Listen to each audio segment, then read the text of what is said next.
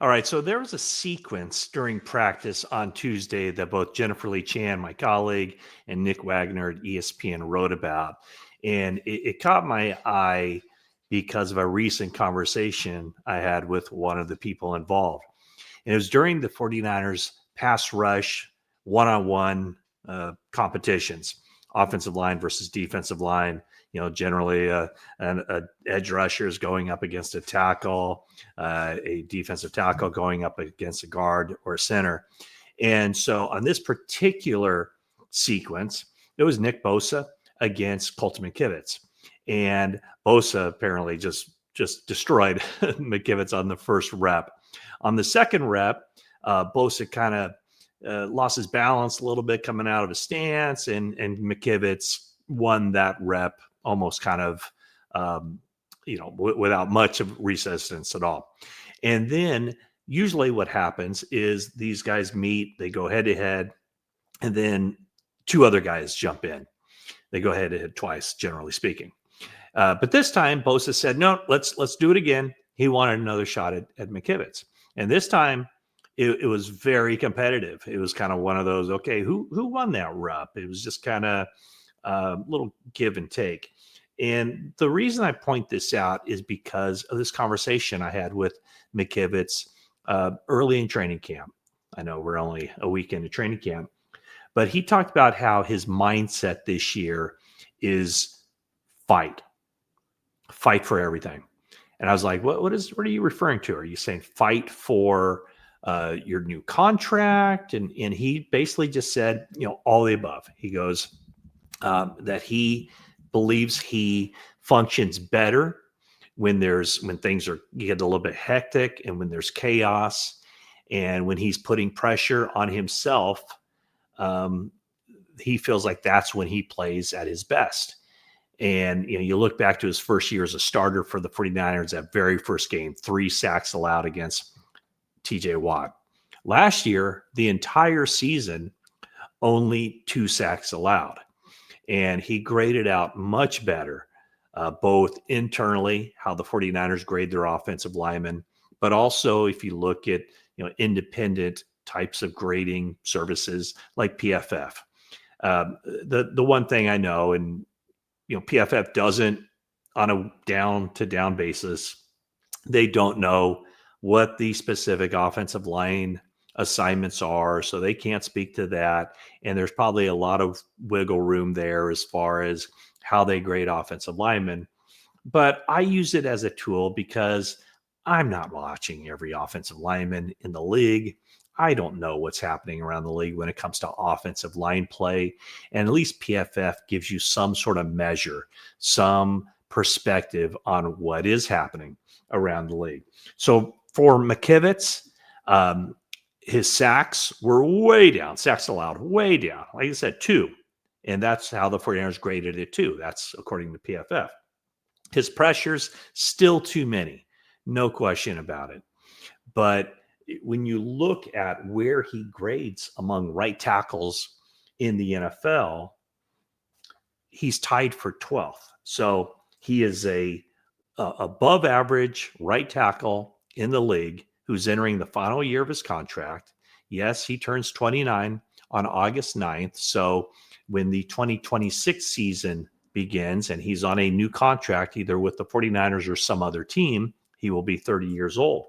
But what's really interesting is when you just look at tied for 12th among NFL right tackles. Who's he tied with? This is from last year. Mike McGlinchey. They had the exact same grade according to PFF. Mike McGlinchey with the Denver Broncos. I think the Denver Broncos are considered, one of the best. First, second, third, fourth, fifth, whatever. One of the best offensive lines in all of football. But same identical grade as Mike McGlinchey. McGlinchey is seen as a little bit of a better run blocker, while McKivitz is seen as a little bit of a better pass protector. What certainly justifies the 49ers' decision to not re-sign McGlinchey and to move McKivitz into that starting role at the start of the 2023 season is this. The Denver Broncos paid Mike McGlinchey $17.5 million annual average pay. $17.5 million. Colton McKivitz, who signed a contract, an extension with the 49ers, he's on the second and final year of a contract that pays him $5.85 million.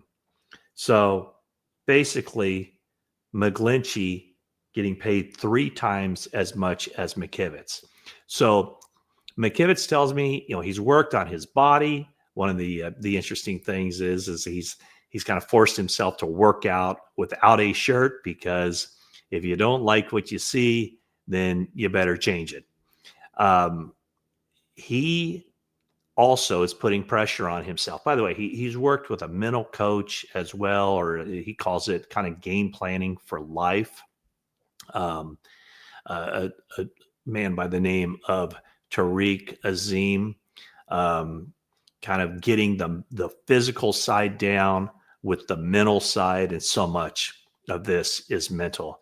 And it goes back to after his first season in the NFL. He was a 5th-round draft pick in 2020.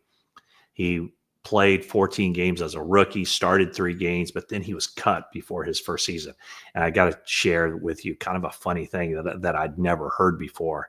Not so funny for Colton McKivitz, but he knew that he was in a competition to try to win a backup job behind Trent Williams and McGlinchey in 2021. So he's going up against this veteran, Tom Compton, if you remember him. He was with the 49ers, and he knew it was going to be close. So on cutdown day, he gets the call to go into Kyle Shanahan's office. So he has a pretty good idea of where this is going until there's a miscommunication. Kyle says to Colton McKivitz, "You know why you're here, right?" And McKivitz's shoulders kind of slump, and he goes, "Yeah, I know." And Kyle Shanahan says, "You didn't make the team." But McKivitz heard him incorrectly. He thought Shanahan said, "You did make the team." And so McKivitz lets out a big gasp, and he says, "Oh, thank God." And Shanahan's going, No, you didn't hear me right. You didn't make the team." And McKivitz said, basically embarrassed, he said he could not have gotten out of there any faster. He just wanted to get out of there. So he said that at that point, he was, his first thought was what a lot of people would think, I think, in that same situation. Get me out of here. I don't want to be with the 49ers. And he said, yeah. He goes, I did feel pretty jaded. They don't want me. They don't think I'm good enough. They don't want me here. Get mad at people. And then he took kind of after a couple of weeks, he realized that after he didn't get claimed off waivers, he returned to the 49ers practice squad, that he looked at it from this standpoint, that you can turn this into a major positive, because as a practice squad player, as a scout team player, you're going up against the likes of Nick Bosa every day in practice. And so you can help him, or he can help you become a quality football player by going up against one of the best in the league every day in practice. So that's what McKivitz has done. His first year as a starter, as I mentioned, not great. Second year, a heck of a lot better.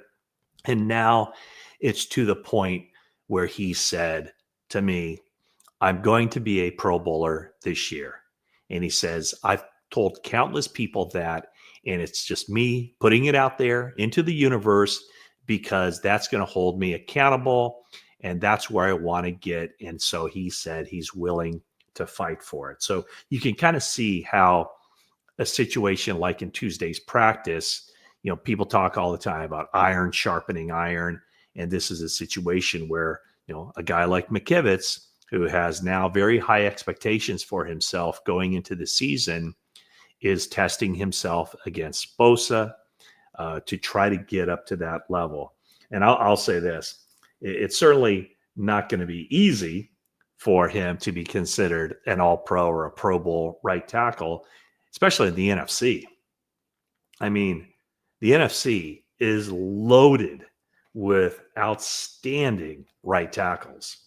When you talk about, maybe top 5, certainly 10, top 6 or 7 offensive tackles in the league, a lot of those guys, 3 of them are probably in the NFC, right tackles.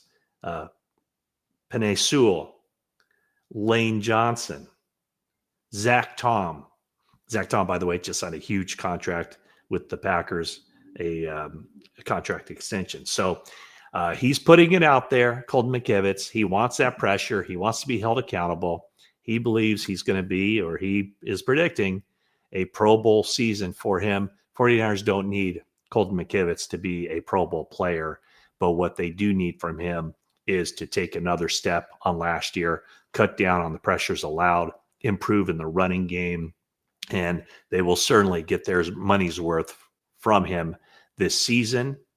And then consequently, if they get their money's worth from him this season, he's going to cash in big time when he becomes a free agent a year from now. That's either with the 49ers or some other team. So Colton McKivitz enters this season with a chip on his shoulder and really a lot of pressure, internal and external, to have the kind of season that keeps Brock Purdy upright and enables the 49ers to kind of maintain the spot that they've kind of achieved here over the past 5 or 6 seasons as being one of the top offenses in the NFL. So that's my take on Colton McKivitz. Thanks for watching, and that is it for now.